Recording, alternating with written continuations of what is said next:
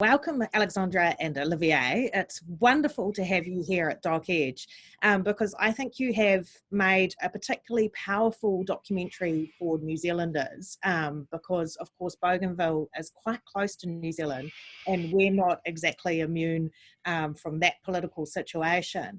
And one of the beautiful things that I think your documentary does is it pulls back the veil of what our relationship is to the world, and that we have all of these resources, in our Western societies, everything's on tap, there's all these different products, but we don't think about what our relationship is to where things are made and how that might impact on the world.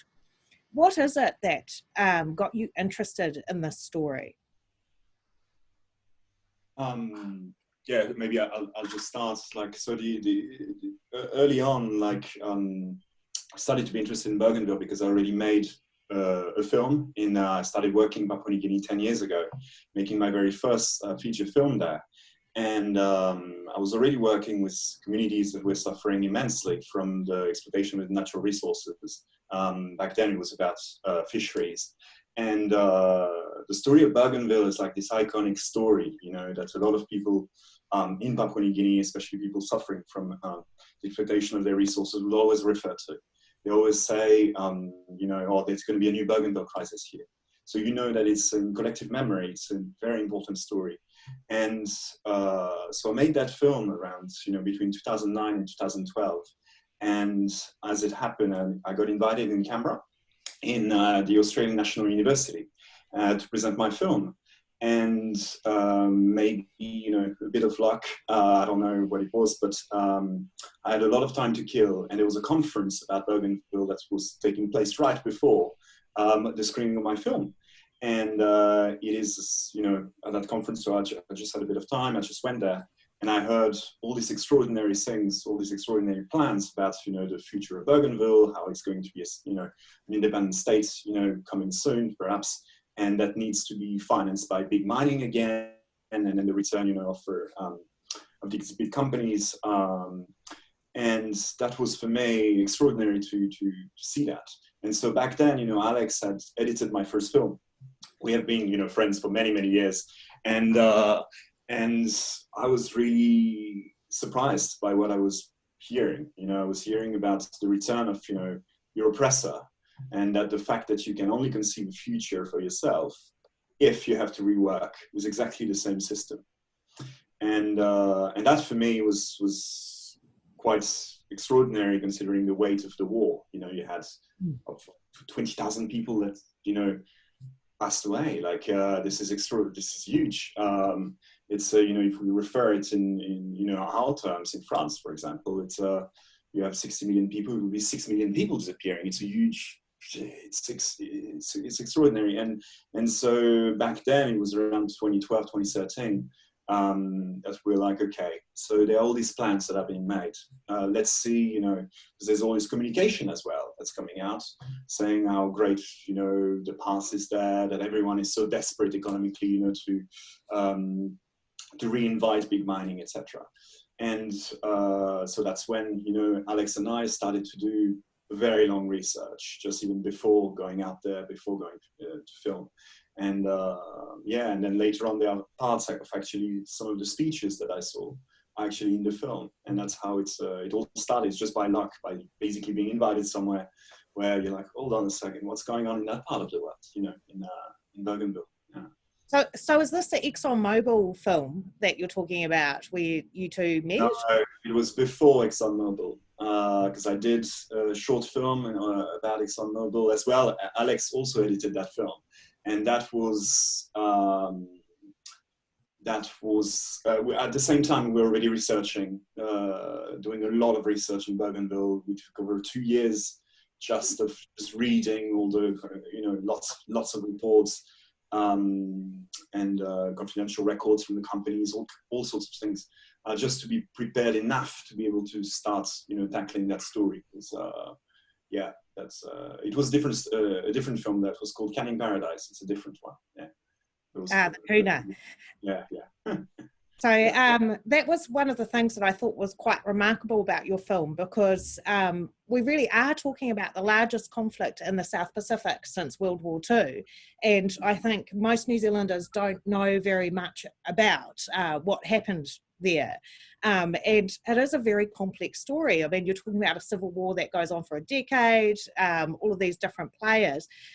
What was your approach in kind of assembling that together? I guess you went chronologically, but one of the things I noticed about your film too was that you didn't really give names for people. There wasn't like a name that flashed up on the screen when someone started talking, but yet it still works so well in terms of conveying the human side of that story.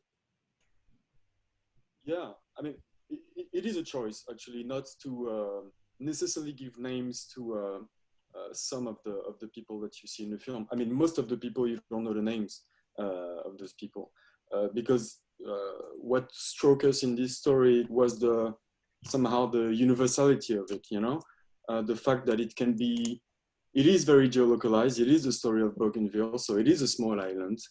Some people may not know about it, especially, I mean, even here in Europe, nobody knows about the conflict in Bougainville. It is an untold story. But yeah, the relevance, you know, of dropping names and somehow creating one entity on one side with somehow mining company people, for example, on one hand, and local people that got impacted during the colonial years and the crisis years on the other side, didn't really make sense because the whole project basically was more about creating one galaxy, you know, trying to go onto the island to have different typology of people here and there, all participating in a puzzle, you know, in a puzzle that at the end, eventually, hopefully, can become some kind of a voice, you know, the voice of Ophir, you know, the voice of Bougainville, something that is very ancient and that is still very relevant today. That was the dynamic somehow of the genesis of the project. Yeah. I think it's a beautiful way of explaining it, because you said the word typage, and I actually did think of typology, you know, Sergei Eisenstein, his early Soviet work, where it wasn't about the individuals, it was about the group of people and how they work together as a universe. And I think that is what makes the film really powerful and focuses on the community. One of the other things that I thought was amazing, because it's not just a story of a community. It's an impressive piece of filmmaking. The cinematography, the poetry that you include is just absolutely beautiful. You know, and you took out Best Film at the Pacific Film Festival in Vanuatu. One of the really interesting things about your film, I think, technically to me, was the soundscape. Right. And yeah, really, really interesting way of using sound to tell a story that you don't often see quite to the same extent in documentary. Can you tell me a little bit more about that? Yeah, I think this has a lot to do with the editing, maybe, of the film, the what we wanted to bring into the film after what we lived on Bougainville, actually, because it was very clear that we had an experience that was very sensorial, you know, like full of senses, full of sound, and full of humidity, full of encounters, full of many, many things. And it's very particular to try to bring these into film, you know, into something that is that you need to assemble and create sensations with. So of course there was the music, so we recorded some music there as well. I mean, on top of the original score that is on the movie, but as well, we really wanted to make people feel some of the sensations we had, you know.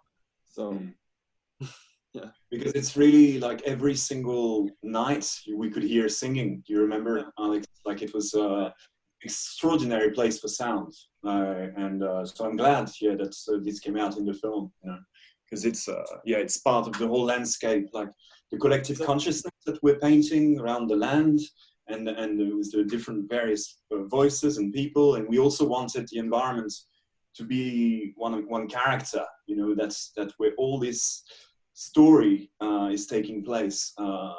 Yeah, that's how we approached it. Yeah. And it's really the story of Bougainville told by Bougainvillean people as well. So the fact to somehow just have the words telling the story, you know, if you just go to one character and then another one, etc., you lack something somehow. So you have to inject those things because they are really part of the way that people somehow took their story in their own hands, you know. They, through poetry, through music, through community singing. So you have to sort of blend those things together to pay tribute to the reality, you know. And I think you did an incredible job of representing that too, because there's a moment where a woman says that, you know, we don't outcast people in our society. We don't view them as different, even if they've got different perspectives or they've done something wrong. You know, we are a community and we are a whole. And you saw all of the elements of that community working together for that resistance in the film. And, you know, quite often I think in conflicts, there's a tendency when people are covering or reporting to, you know, position it as minority actors rather than the community or the universe as a whole. And I think your approach really did a really good job of showing how it's all connected.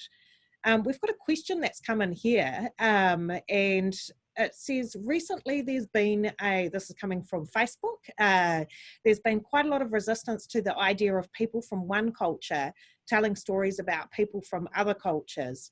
How do you navigate the territory of telling the story in a way that the Indigenous people of Bougainville would be happy with?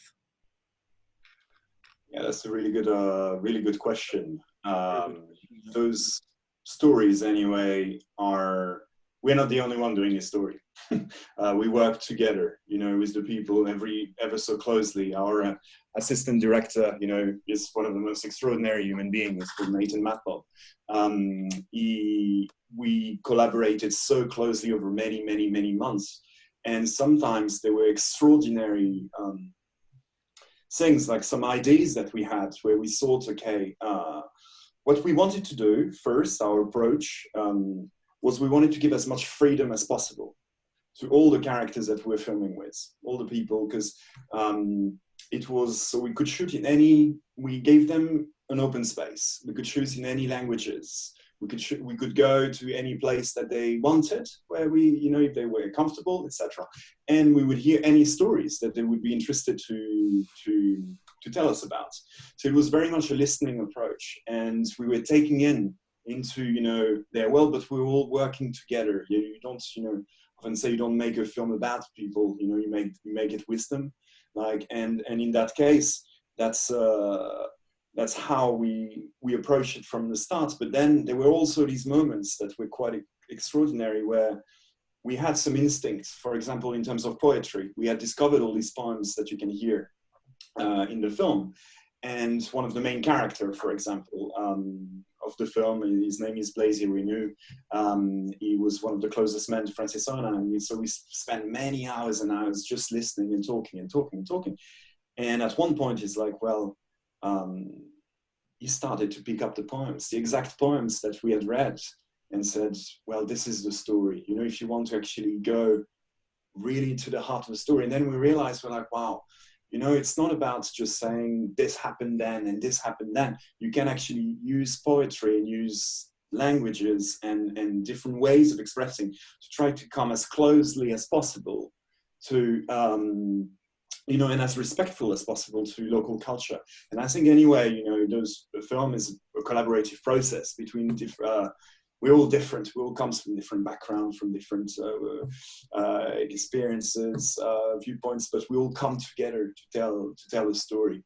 Then maybe what's difficult today in filmmaking is that most of the funding to do these stories doesn't come from the places. That's why you have such a hard time locally, you know, to try to develop a local industry, which is something that, you know, we tried as much as possible to help, you know, when we're there, to try to pass on all the knowledge that we knew. But when there are no infrastructure, it's very difficult. And when at the same time you have all the funding that is coming with people that are used to a certain way of storytelling, etc., it's, you know, it's maybe quite, it can be quite quite delicate at times to try to persuade people. Okay, already, you know, like making, you know, films without voiceover is already something quite big for some people in Europe. I don't know what's your take on that, Alex, but yeah, I absolutely agree. That's really important question. Yeah, it's a very good question. It's something that we talk a lot with people in general, you know, many times about making films in general. And one thing I can add is that actually when we, maybe even the second day of shooting, you know, I mean, no, the first day of shooting, we arrived, let's say on a Saturday, and on a Sunday we started filming someone, which happened to be the man, Jonah, with the gun at the beginning of the film. That's the very first thing we filmed, you know, which is quite something in itself. But about coming from the outside and telling this story without being from there,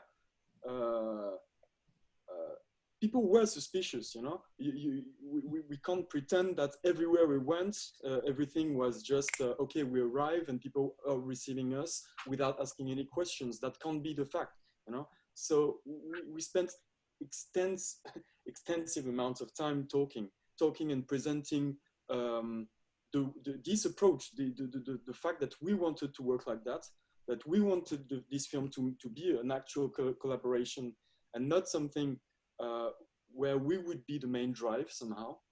We would be the crafting drive, yes, you know, of making it and putting it into film and sounds. But the actual storytelling drive would come from them. That was absolutely clear in basically every meeting we had, every people we met. You know, it straight from the beginning. And so how long did it take you to make? Because by the sounds of it, this is a project that you've been working on for quite some time. And, you know, if you look at, I guess, the topic you're covering, it's so complex. It's not a easy topic to get your head around. We're talking about quite a lot of years of history. There must have been a lot of research that went into that, and then a lot of time on the ground.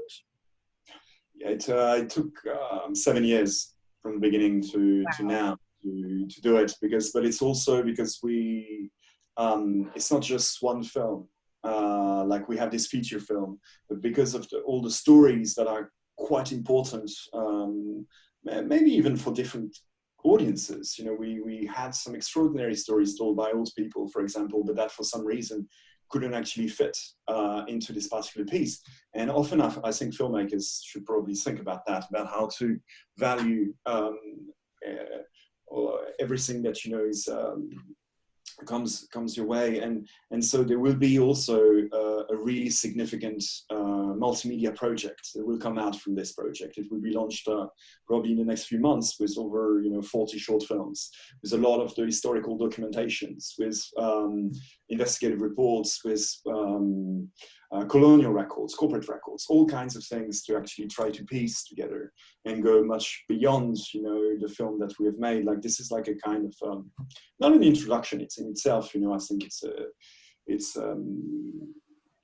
presents, very well what happened. But if you want to go deeper and if you want to tap, with different kinds of audiences, I think what happened on Bougainville is extremely significant worldwide. Like, and a lot of people should be paying attention to it. And so that's why it took us so many years. Like, you have, we filmed over 2 years. Then you also had 2 years of just pure research, just before even going there. Then it took over, because we shot in 4 different languages. You had 1 full year of transcription, of just translation and transcription. And then we also did like a shorter standard broadcast film that we had to do because we had funding from France. And so that on and on, it adds up, and you have 7 years, and it's quite easy to come to that. But we are really happy with being able to finally it's a good time as well right now. You know, they just voted for the independence. We knew that there was this window, you know, 2015 to 2020 to hold the referendum.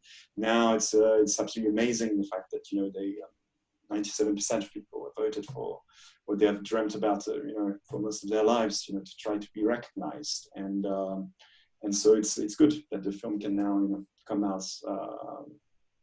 around that time. I think that's one of the really interesting, sorry to cut you off there, Alexandra, were you going to add to that?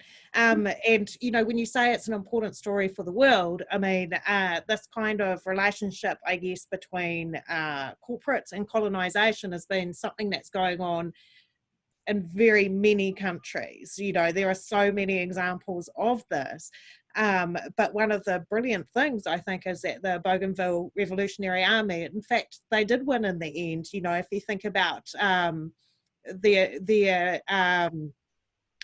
three conditions, you know, the withdrawal of the troops, the closure of the mine, and the independence, you know, they're still fighting the mines, but they, in a sense, have won, getting that, just that referendum even, and, you know, having their own kind of concerns recognised. Is that one of the things that you see as special about this particular conflict that people need to know about?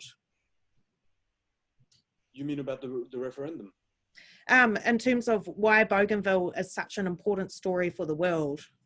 That brings me back about, it connects quite well with what I had in mind just 1 minute ago, when you talked about all those multiple layers, you know, that are injected into this story, because it is complex. It is complex. You have the war, you have the question of independence, you have the question of the relationship from about man and nature. It's very wide, you know. But to answer your question now, I think my answer would be very simple, is that the story is very complex, but the message is very simple, you know. The message of this whole story, you know, about trying to fight for those core values, you know, which are man, environment, and culture. It's timeless. It's not. It doesn't really belong to the past. It doesn't really belong now. It's forever somehow, you know. That's really something we wanted to highlight with this project. And now with this referendum episode, it's another episode unraveling, but. I mean, there is still quite a road ahead, you know, to achieve that, because it's not completed yet. But yeah, I think the universality of this story, the importance of it, lies in its simplicity as well. You know, not only in the fact that it has so many layers of combined elements, but also in the fact that its message is very pure. I think that was a beautiful way of summing up what the universal message of that film was. I think I certainly just saw so many parallels with many other countries that I'm aware of, the sorts of struggles that go on. And I think that is maybe perhaps one of the beautiful things of the democratization of filmmaking that's happened, you know, over the last 30 or 40 years, that some of these stories are beginning to come out, and, you know, people I guess have exposure to more different countries and are more interested in different countries' stories, you know, whereas before it would have been kind of one channel giving you the news or a very sort of national view. The internet has made us a lot more interested in different cultures around the world.